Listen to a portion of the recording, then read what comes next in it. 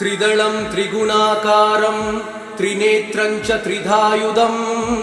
त्रिजन्म पापसंहारम् एकबिल्वं शिवार्पणम् त्रिशाकै बिल्वपत्रैश्च अच्छिदै कोमलै शुभै तव पूजां करिष्यामि एकबिल्वं शिवार्पणम् कोटिकन्या महादानं तिलपर्वतकोटयः काञ्चनं क्षीरदानेन एकबिल्वं शिवार्पणम् काशीक्षेत्रनिवासं च कालभैरवदर्शनम् प्रयागे माधवं दृष्ट्वा एकबिल्वं शिवार्पणम् इन्दुवारे व्रतं स्थित्वा निराहारो महेश्वरः नक्तं हौष्यामि देवेश एकबिल्वं शिवार्पणम् रामलिङ्गप्रतिष्ठा च वैवाहिककृतं तथा तटाकानि च सन्धानम् एकबिल्वं शिवार्पणम् अखण्डबिल्वपत्रं च आयुधं शिवपूजनम् कृतं नाम सहस्रेण एकबिल्वं शिवार्पणम् उमया सह देवेश नन्दिवाहनमेव च भस्मलेपन सर्वाङ्गम् एकबिल्वं शिवार्पणम् सालग्रामेण विप्राणां तटाकं दशकूपयो यज्ञकोटिसहस्रश्च एकबिल्वं शिवार्पणम् दन्तिकोटिसहस्रेषु अश्वमेधशतक्रतौ कोटिकन्या महादानम् एकबिल्वं शिवार्पणम् बिल्वाणां दर्शनं पुण्यं स्पर्शनं पापनाशनम् अघोरपापसंहारम् एकबिल्वं शिवार्पणम् सहस्रवेदपाठेषु ब्रह्मस्थापनमुच्यते अनेकव्रतकोटीनाम् एकबिल्वं शिवार्पणम् अन्नदानसहस्रेषु सहस्रोपनयनं तथा अनेकजन्मपापानि एकबिल्वं शिवार्पणम् बिल्वाष्टकमिदं पुण्यं यः पठेत् शिवसन्निधौ शिवलोकमवाप्नोति एकबिल्वं शिवार्पणम्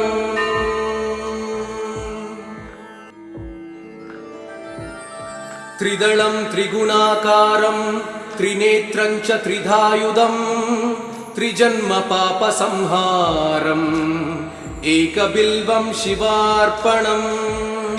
त्रिशाकै बिल्वपत्रैश्च अच्छिदै कोमलै शुभै तव पूजां करिष्यामि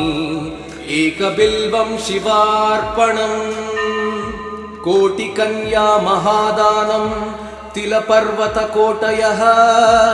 काञ्चनं क्षीरदानेन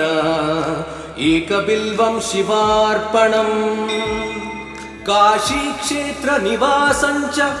कालभैरवदर्शनम् प्रयागे माधवं दृष्ट्वा एकबिल्वं शिवार्पणम् इन्दुवारे व्रतं स्थित्वा निराहारो महेश्वरः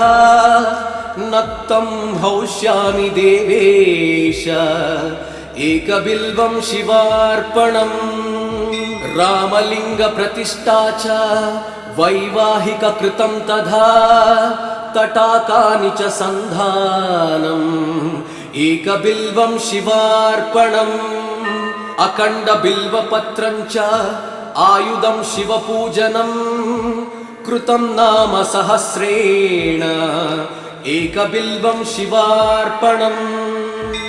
उमया सह देवेश नन्दिवाहनमेव च भस्मलेपन सर्वाङ्गम् एकबिल्वं शिवार्पणम् सालग्रामेण विप्राणां तटाकं दशकूपयो यज्ञकोटिसहस्रश्च एकबिल्वं शिवार्पणम् दन्तिकोटिसहस्रेषु अश्वमेधशतक्रतौ कोटिकन्या महादानम् एकबिल्वं शिवार्पणम् बिल्वाणां दर्शनं पुण्यं स्पर्शनं पापनाशनम् अघोरपापसंहारम् एकबिल्वं शिवार्पणम् सहस्रवेदपाठेषु ब्रह्मस्थापनमुच्यते अनेकव्रतकोटीनाम् एकबिल्वं शिवार्पणम् अन्नदानसहस्रेषु सहस्रोपनयनं तथा अनेकजन्मपापानि एकबिल्वं शिवार्पणम् बिल्वाष्टकमिदं पुण्यं यः पठेत् शिवसन्निधौ शिवलोकमवाप्नोति एकबिल्वं शिवार्पणम्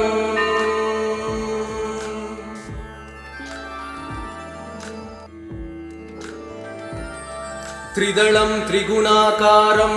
त्रिनेत्रं च त्रिधायुधं त्रिजन्मपापसंहारम् एकबिल्वं शिवार्पणम् त्रिशाकै बिल्वपत्रैश्च अच्छिदैः कोमलैः शुभैः तव पूजां करिष्यामि एकबिल्वं शिवार्पणम् कोटिकन्या महादानं तिलपर्वतकोटयः काञ्चनं क्षीरदानेन एकबिल्वं शिवार्पणम् काशीक्षेत्रनिवासं च कालभैरवदर्शनम् प्रयागे माधवं दृष्ट्वा एकबिल्वं शिवार्पणम् इन्दुवारे व्रतं स्थित्वा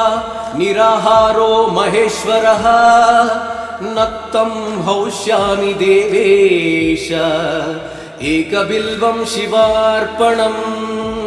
रामलिङ्गप्रतिष्ठा च वैवाहिककृतं तथा तटाकानि च सन्धानम् एकबिल्वं शिवार्पणम् अखण्डबिल्वपत्रं च आयुधं शिवपूजनम् कृतं नाम सहस्रेण एकबिल्वं शिवार्पणम् उमया सह देवेश नन्दिवाहनमेव च भस्मलेपन सर्वाङ्गम् एकबिल्वं शिवार्पणम् सालग्रामेण विप्राणां तटाकं दशकूपयो यज्ञकोटिसहस्रश्च एकबिल्वं शिवार्पणम् दन्तिकोटिसहस्रेषु अश्वमेधशतक्रतौ कोटिकन्या महादानम् एकबिल्वं शिवार्पणम् बिल्वाणां दर्शनं पुण्यं स्पर्शनं पापनाशनम् अघोरपापसंहारम् एकबिल्वं शिवार्पणम् सहस्रवेदपाठेषु ब्रह्मस्थापनमुच्यते अनेकव्रतकोटीनाम् एकबिल्वं शिवार्पणम् अन्नदानसहस्रेषु सहस्रोपनयनं तथा अनेकजन्मपापानि एकबिल्वं शिवार्पणम् बिल्वाष्टकमिदं पुण्यं यः पठेत् शिवसन्निधौ शिवलोकमवाप्नोति एकबिल्वं शिवार्पणम्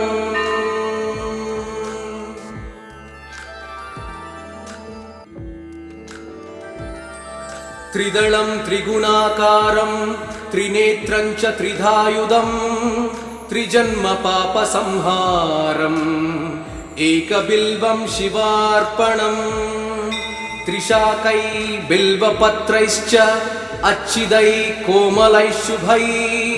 तव पूजां करिष्यामि एकबिल्वं शिवार्पणम् कोटिकन्या महादानं तिलपर्वतकोटयः काञ्चनं क्षीलदानेन एकबिल्वं शिवार्पणम् काशीक्षेत्रनिवासं च कालभैरवदर्शनम् प्रयागे माधवं दृष्ट्वा एकबिल्वं शिवार्पणम्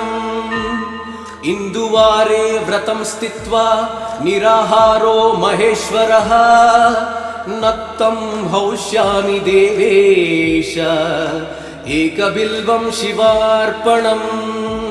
रामलिङ्गप्रतिष्ठा च वैवाहिककृतं तथा तटाकानि च सन्धानम् एकबिल्वं शिवार्पणम्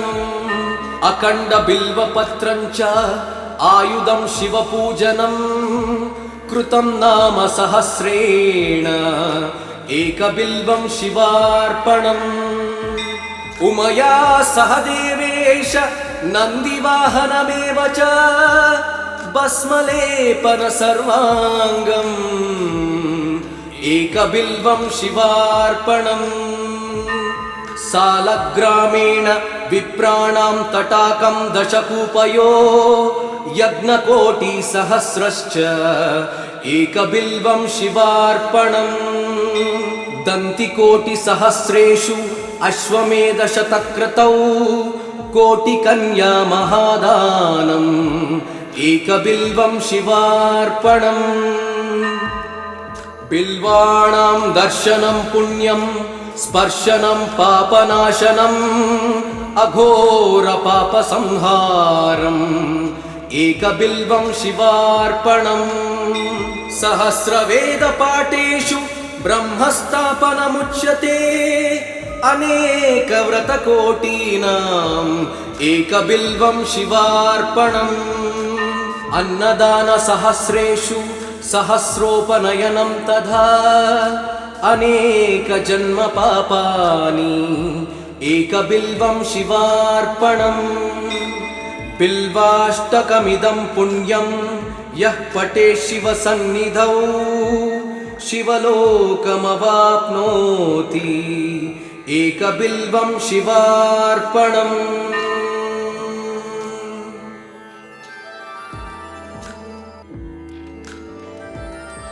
त्रिदलं त्रिगुणाकारं त्रिनेत्रं च त्रिधायुधं त्रिजन्मपापसंहारम् एकबिल्वं शिवार्पणम् त्रिशाकै बिल्वपत्रैश्च अच्छिदै कोमलैः शुभै तव पूजां करिष्यामि एकबिल्वं शिवार्पणम् कोटिकन्या महादानं तिलपर्वतकोटयः काञ्चनं क्षीलदानेन एकबिल्वं शिवार्पणम् काशीक्षेत्रनिवासं च कालभैरवदर्शनम् प्रयागे माधवं दृष्ट्वा एकबिल्वं शिवार्पणम् इन्दुवारे व्रतं स्थित्वा निराहारो महेश्वरः नक्तं हौष्यामि देवेश एकबिल्वं शिवार्पणम् रामलिङ्गप्रतिष्ठा च वैवाहिककृतं तथा तटाकानि च सन्धानम् एकबिल्वं शिवार्पणम् अखण्डबिल्वपत्रं च आयुधं शिवपूजनम् कृतं नाम सहस्रेण एकबिल्वं शिवार्पणम् उमया सह देवेश नन्दिवाहनमेव च भस्मलेपन सर्वाङ्गम् एकबिल्वं शिवार्पणम् सालग्रामेण विप्राणां तटाकं दशकूपयो यज्ञकोटिसहस्रश्च एकबिल्वं शिवार्पणम् दन्तिकोटिसहस्रेषु अश्वमेधशतक्रतौ कोटिकन्या महादानम् एकबिल्वं शिवार्पणम् बिल्वाणां दर्शनं पुण्यं स्पर्शनं पापनाशनम् अघोरपापसंहारम् एकबिल्वं शिवार्पणम् सहस्रवेदपाठेषु ब्रह्मस्थापनमुच्यते अनेकव्रतकोटीनाम् एकबिल्वं शिवार्पणम् अन्नदानसहस्रेषु सहस्रोपनयनं तथा अनेकजन्मपापानि एकबिल्वं शिवार्पणम् बिल्वाष्टकमिदं पुण्यं यः पठेत् शिवसन्निधौ शिवलोकमवाप्नोति एकबिल्वं शिवार्पणम्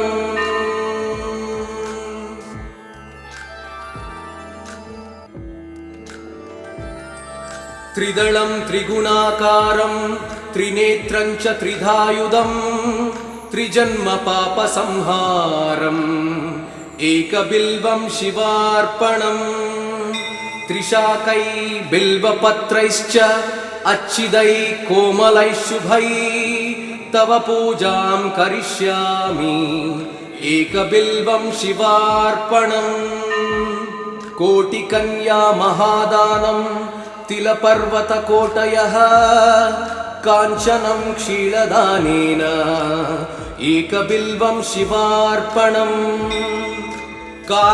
काशीक्षेत्रनिवासं च कालभैरवदर्शनम् प्रयागे माधवं दृष्ट्वा एकबिल्वं शिवार्पणम् इन्दुवारे व्रतं स्थित्वा निराहारो महेश्वरः नक्तं हौष्यामि देवेश एकबिल्वं शिवार्पणम् रामलिङ्गप्रतिष्ठा च वैवाहिककृतं तथा तटाकानि च सन्धानम् एकबिल्वं शिवार्पणम् अखण्डबिल्वपत्रं च आयुधं शिवपूजनं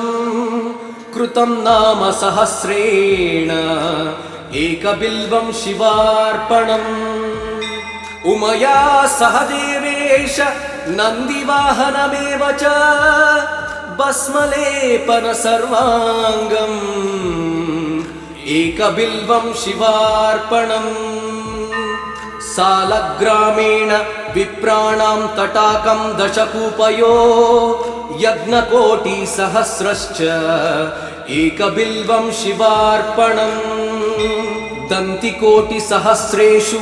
अश्वमेधशतक्रतौ कोटिकन्या महादानम् एकबिल्वं शिवार्पणम् बिल्वाणां दर्शनं पुण्यं स्पर्शनं पापनाशनम् अघोरपापसंहारम् एकबिल्वं शिवार्पणम् सहस्रवेदपाठेषु ब्रह्मस्थापनमुच्यते अनेकव्रतकोटीनाम् एकबिल्वं शिवार्पणम् अन्नदानसहस्रेषु सहस्रोपनयनं तथा अनेकजन्मपापानि एकबिल्वं शिवार्पणम् बिल्वाष्टकमिदं पुण्यं यः पठेत् शिवसन्निधौ शिवलोकमवाप्नोति एकबिल्वं शिवार्पणम्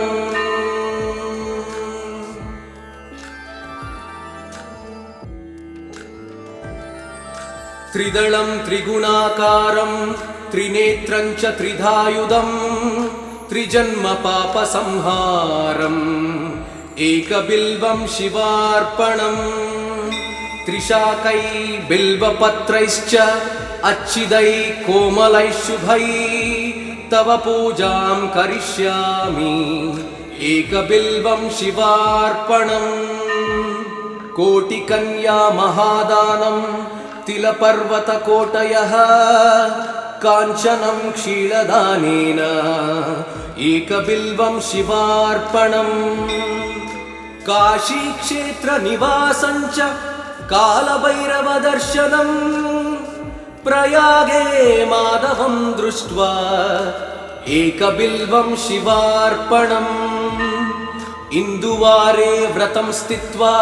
निराहारो महेश्वरः नक्तं हौष्यामि देवेश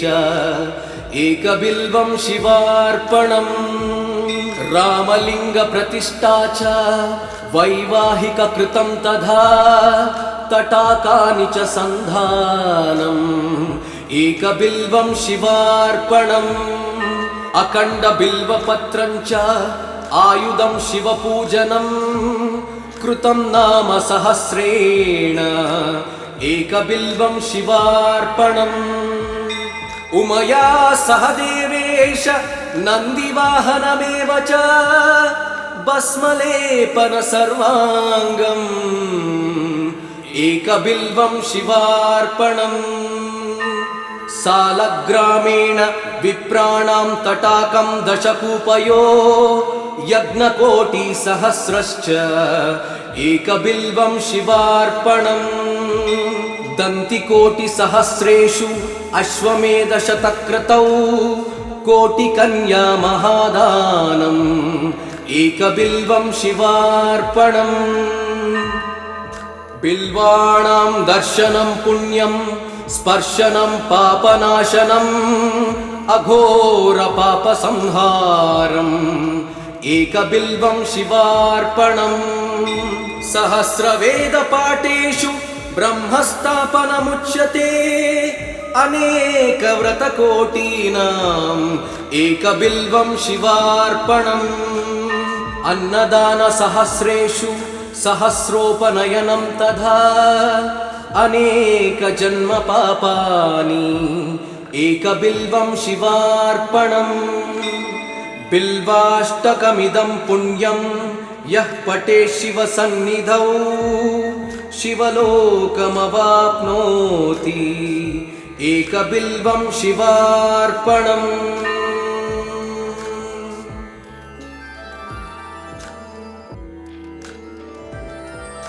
त्रिदलं त्रिगुणाकारं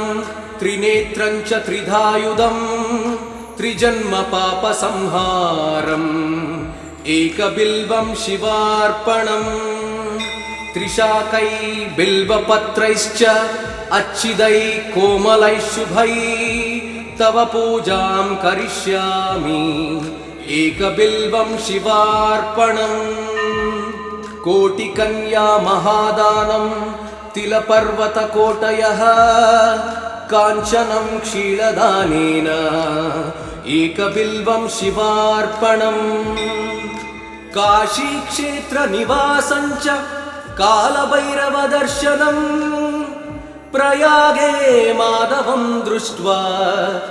एकबिल्वं शिवार्पणम् इन्दुवारे व्रतं स्थित्वा निराहारो महेश्वरः नक्तं हौष्यामि देवेश एकबिल्वं शिवार्पणम्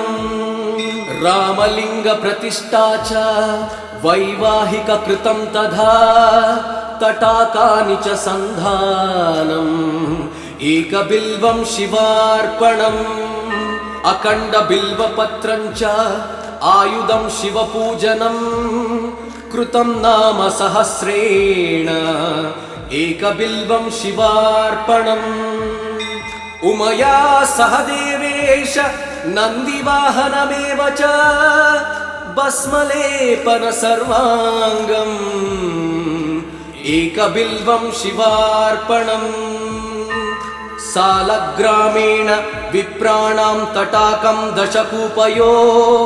यज्ञकोटिसहस्रश्च एकबिल्वं शिवार्पणम् दन्तिकोटिसहस्रेषु अश्वमेधशतक्रतौ कोटिकन्या महादानम् एकबिल्वं शिवार्पणम् बिल्वाणां दर्शनं पुण्यं स्पर्शनं पापनाशनम् अघोर पापसंहारम् एकबिल्वं शिवार्पणम् सहस्रवेदपाठेषु ब्रह्मस्थापनमुच्यते अनेकव्रतकोटीनाम् एकबिल्वं शिवार्पणम् अन्नदानसहस्रेषु सहस्रोपनयनं तथा अनेकजन्मपापानि एकबिल्वं शिवार्पणम्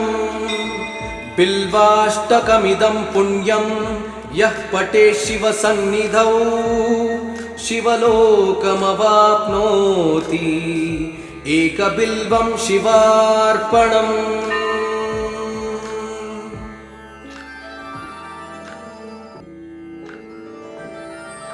त्रिदलं त्रिगुणाकारं त्रिनेत्रं च त्रिधायुधं त्रिजन्मपापसंहारम् एकबिल्वं शिवार्पणम् त्रिशाकै बिल्वपत्रैश्च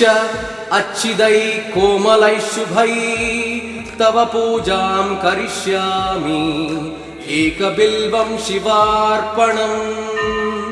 कोटिकन्या महादानं तिलपर्वतकोटयः काञ्चनं क्षीलदानेन एकबिल्वं शिवार्पणम् काशीक्षेत्रनिवासं च कालभैरवदर्शनम् प्रयागे माधवं दृष्ट्वा एकबिल्वं शिवार्पणम् इन्दुवारे व्रतं स्थित्वा निराहारो महेश्वरः नक्तं हौष्यामि देवेश एकबिल्वं शिवार्पणम् रामलिङ्गप्रतिष्ठा च वैवाहिककृतं तथा तटाकानि च सन्धानम् एकबिल्वं शिवार्पणम् अखण्डबिल्वपत्रं च आयुधं शिवपूजनम् कृतं नाम सहस्रेण एकबिल्वं शिवार्पणम् उमया सह देवेश नन्दिवाहनमेव च भस्मलेपन सर्वाङ्गम् एकबिल्वं शिवार्पणम् सालग्रामेण विप्राणां तटाकं दशकूपयो यज्ञकोटिसहस्रश्च एकबिल्वं शिवार्पणम् दन्तिकोटिसहस्रेषु अश्वमेधशतक्रतौ कोटिकन्या महादानम् एकबिल्वं शिवार्पणम् बिल्वाणां दर्शनं पुण्यं स्पर्शनं पापनाशनम् अघोरपापसंहारम् एकबिल्वं शिवार्पणम् सहस्रवेदपाठेषु ब्रह्मस्थापनमुच्यते अनेकव्रतकोटीनाम् एकबिल्वं शिवार्पणम् अन्नदानसहस्रेषु सहस्रोपनयनं तथा अनेकजन्मपापानि एकबिल्वं शिवार्पणम् बिल्वाष्टकमिदं पुण्यं यः पठे शिवसन्निधौ शिवलोकमवाप्नोति एकबिल्वं शिवार्पणम्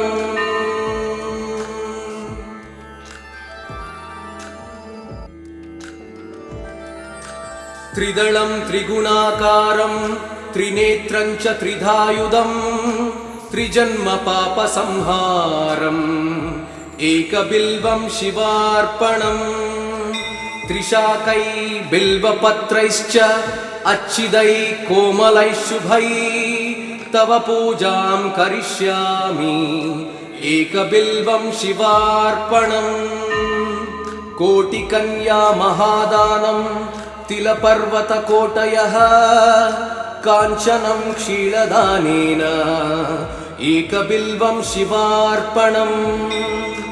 काशीक्षेत्रनिवासं च कालभैरवदर्शनम् प्रयागे माधवं दृष्ट्वा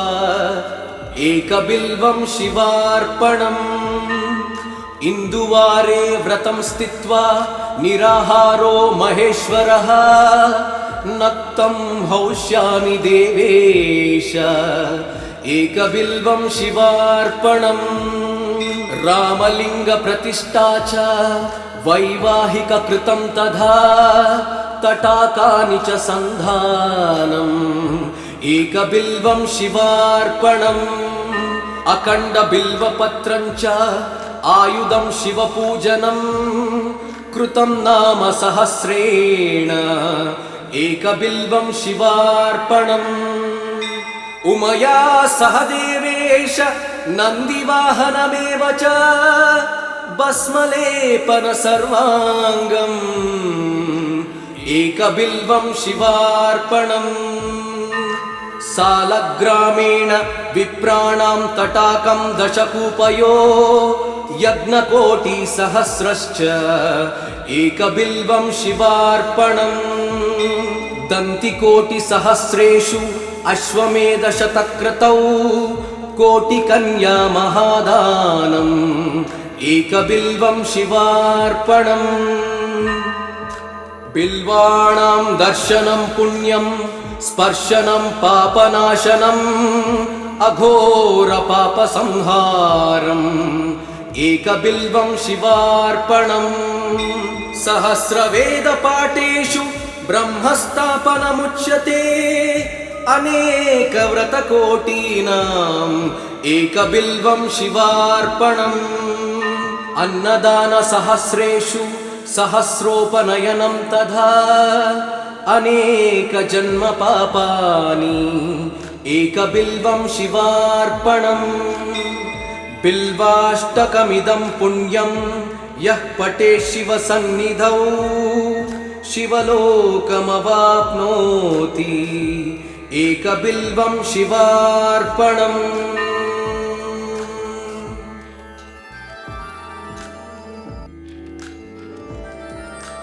त्रिदलं त्रिगुणाकारं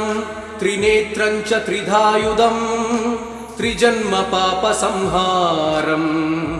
एकबिल्वं शिवार्पणम् त्रिशाकै बिल्वपत्रैश्च अच्छिदै कोमलै शुभै तव पूजां करिष्यामि एकबिल्वं शिवार्पणम् कोटिकन्या महादानं तिलपर्वतकोटयः काञ्चनं क्षीरदानेन एकबिल्वं शिवार्पणम् काशीक्षेत्रनिवासं च कालभैरवदर्शनम् प्रयागे माधवं दृष्ट्वा एकबिल्वं शिवार्पणम् इन्दुवारे व्रतं स्थित्वा निराहारो महेश्वरः नक्तं हौष्यामि देवेश एकबिल्वं शिवार्पणम् रामलिङ्गप्रतिष्ठा च वैवाहिककृतं तथा तटाकानि च सन्धानम् एकबिल्वं शिवार्पणम् अखण्डबिल्वपत्रं च आयुधं शिवपूजनम् कृतं नाम सहस्रेण एकबिल्वं शिवार्पणम् उमया सह देवेश नन्दिवाहनमेव च भस्मलेपन सर्वाङ्गम् एकबिल्वं शिवार्पणम् सालग्रामेण विप्राणां तटाकं दशकूपयो यज्ञकोटिसहस्रश्च एकबिल्वं शिवार्पणम् दन्तिकोटिसहस्रेषु अश्वमेधशतक्रतौ कोटिकन्या महादानम् एकबिल्वं शिवार्पणम् बिल्वाणां दर्शनं पुण्यं स्पर्शनं पापनाशनम् अघोरपापसंहारम् एकबिल्वं शिवार्पणम् सहस्रवेदपाठेषु ब्रह्मस्थापनमुच्यते अनेकव्रतकोटीनाम् एकबिल्वं शिवार्पणम् अन्नदानसहस्रेषु सहस्रोपनयनं तथा अनेकजन्मपापानि एकबिल्वं शिवार्पणम् बिल्वाष्टकमिदं पुण्यं यः पठेत् शिवसन्निधौ शिवलोकमवाप्नोति एकबिल्वं शिवार्पणम्।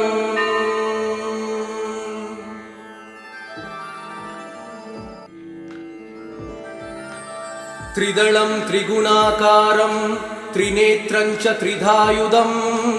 त्रिजन्म पापसंहारम् एकबिल्वं शिवार्पणम्। त्रिशाकै बिल्वपत्रैश्च अच्छिदैः कोमलैः शुभैः तव पूजां करिष्यामि एकबिल्वं शिवार्पणम्। कोटिकन्या महादानं तिलपर्वतकोटयः काञ्चनं क्षीरदानेन एकबिल्वं शिवार्पणम्। काशीक्षेत्रनिवासं च कालभैरवदर्शनम् प्रयागे माधवं दृष्ट्वा एकबिल्वं शिवार्पणम्। इन्दुवारे व्रतं स्थित्वा निराहारो महेश्वरः नक्तं हौष्यामि देवेश एकबिल्वं शिवार्पणम्। रामलिङ्गप्रतिष्ठा च वैवाहिककृतं तथा तटाकानि च सन्धानम् एकबिल्वं शिवार्पणम्। अखण्डबिल्वपत्रं च आयुधं शिवपूजनं कृतं नाम सहस्रेण एकबिल्वं शिवार्पणम्। उमया सह देवेश नन्दिवाहनमेव च भस्मलेपन सर्वाङ्गम् एकबिल्वं शिवार्पणम्। सालग्रामेण विप्राणां तटाकं दशकूपयो यज्ञकोटिसहस्रश्च एकबिल्वं शिवार्पणम्। दन्तिकोटिसहस्रेषु अश्वमेधशतक्रतौ कोटिकन्या महादानम् एकबिल्वं शिवार्पणम्। बिल्वाणां दर्शनं पुण्यं स्पर्शनं पापनाशनम् अघोरपापसंहारम् एकबिल्वं शिवार्पणम्। सहस्रवेदपाठेषु ब्रह्मस्थापनमुच्यते अनेकव्रतकोटीनाम् एकबिल्वं शिवार्पणम्। अन्नदानसहस्रेषु सहस्रोपनयनं तथा अनेकजन्मपापानि एकबिल्वं शिवार्पणम्। बिल्वाष्टकमिदं पुण्यं यः पठेत् शिवसन्निधौ शिवलोकमवाप्नोति एकबिल्वं शिवार्पणम्।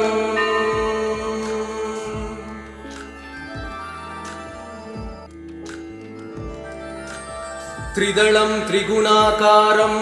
त्रिनेत्रं च त्रिधायुधं त्रिजन्म पापसंहारम् एकबिल्वं शिवार्पणम्। त्रिशाकै बिल्वपत्रैश्च अच्छिदैः कोमलैः शुभैः तव पूजां करिष्यामि एकबिल्वं शिवार्पणम्। कोटिकन्या महादानं तिलपर्वतकोटयः काञ्चनं क्षीरदानेन एकबिल्वं शिवार्पणम्। काशीक्षेत्रनिवासं च कालभैरवदर्शनम् प्रयागे माधवं दृष्ट्वा एकबिल्वं शिवार्पणम्। इन्दुवारे व्रतं स्थित्वा निराहारो महेश्वरः नक्तं हौष्यामि देवेश एकबिल्वं शिवार्पणम्। रामलिङ्गप्रतिष्ठा च वैवाहिककृतं तथा तटाकानि च सन्धानम् एकबिल्वं शिवार्पणम्। अखण्डबिल्वपत्रं च आयुधं शिवपूजनं कृतं नाम सहस्रेण एकबिल्वं शिवार्पणम् उमया सह देवेश नन्दिवाहनमेव च भस्मलेपन सर्वाङ्गम् एकबिल्वं शिवार्पणम् सालग्रामेण विप्राणां तटाकं दशकूपयो यज्ञकोटिसहस्रश्च एकबिल्वं शिवार्पणम् दन्तिकोटिसहस्रेषु अश्वमेधशतक्रतौ कोटिकन्या महादानम् एकबिल्वं शिवार्पणम् बिल्वाणां दर्शनं पुण्यं स्पर्शनं पापनाशनम् अघोरपापसंहारम् एकबिल्वं शिवार्पणम् सहस्रवेदपाठेषु ब्रह्मस्थापनमुच्यते अनेकव्रतकोटीनाम् एकबिल्वं शिवार्पणम् अन्नदानसहस्रेषु सहस्रोपनयनं तथा अनेकजन्मपापानि एकबिल्वं शिवार्पणम् बिल्वाष्टकमिदं पुण्यं यः पठेत् शिवसन्निधौ शिवलोकमवाप्नोति एकबिल्वं शिवार्पणम्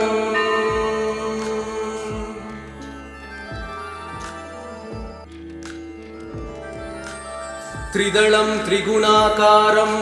त्रिनेत्रं च त्रिधायुधं त्रिजन्मपापसंहारम् एकबिल्वं शिवार्पणम् त्रिशाकै बिल्वपत्रैश्च अच्छिदैः कोमलैः शुभैः तव पूजां करिष्यामि एकबिल्वं शिवार्पणम् कोटिकन्या महादानं तिलपर्वतकोटयः काञ्चनं क्षीरदानेन एकबिल्वं शिवार्पणम् काशीक्षेत्रनिवासं च कालभैरवदर्शनम् प्रयागे माधवं दृष्ट्वा एकबिल्वं शिवार्पणम् इन्दुवारे व्रतं स्थित्वा निराहारो महेश्वरः नक्तं हौष्यामि देवेश एकबिल्वं शिवार्पणम् रामलिङ्गप्रतिष्ठा च वैवाहिककृतं तथा तटाकानि च सन्धानम् एकबिल्वं शिवार्पणम् अखण्डबिल्वपत्रं च आयुधं शिवपूजनम् कृतं नाम सहस्रेण एकबिल्वं शिवार्पणम् उमया सह देवेश नन्दिवाहनमेव च भस्मलेपन सर्वाङ्गम् एकबिल्वं शिवार्पणम् सालग्रामेण विप्राणां तटाकं दशकूपयो यज्ञकोटिसहस्रश्च एकबिल्वं शिवार्पणम् दन्तिकोटिसहस्रेषु अश्वमेधशतक्रतौ कोटिकन्या महादानम् एकबिल्वं शिवार्पणम् बिल्वाणां दर्शनं पुण्यं स्पर्शनं पापनाशनम् अघोरपापसंहारम् एकबिल्वं शिवार्पणम् सहस्रवेदपाठेषु ब्रह्मस्थापनमुच्यते अनेकव्रतकोटीनाम् एकबिल्वं शिवार्पणम् अन्नदानसहस्रेषु सहस्रोपनयनं तथा अनेकजन्मपापानि एकबिल्वं शिवार्पणम्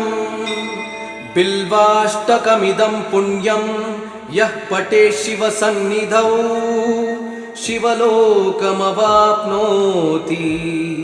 एकबिल्वं शिवार्पणम्